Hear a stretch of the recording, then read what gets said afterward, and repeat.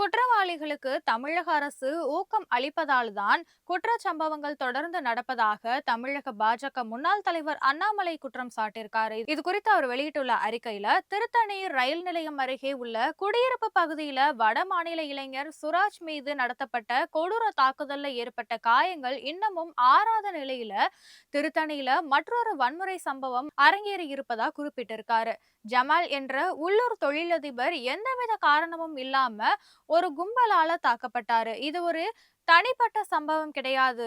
கடந்த சில ஆண்டுகளாக தமிழகத்துல இது ஒரு கவலைக்குரிய போக்கா மாறியிருக்கு. தமிழகத்துல சட்டம் ஒழுங்கு சீர்குலைஞ்சிட்டுனோ குற்றவாளிகளுக்கு அரசு ஊக்கம் கொடுக்கிறதா அண்ணாமலை குற்றம் சாட்டி இருக்காரு. சாதாரண குடிமக்கள் தங்களை தாங்களே தற்காத்து கொள்ளும் நிலைக்கு தள்ளப்பட்டிருக்காங்கன்னு திமுக ஆட்சியின் கீழே பொது பாதுகாப்பு சீர்குலைந்து விட்டதுன்னு குற்றம் சாட்டி இருக்கும் அண்ணாமலை, சட்டம் ஒழுங்க பராமரிக்கிறதுல தனது முழுமையான தோல்வியை திமுக ஒப்புக்கொள்வதற்கு முன்பு இன்னும் எத்தனை பேர் பாதிக்கப்பட வேண்டும் என்று கேள்வி எழுப்பியிருக்காரு.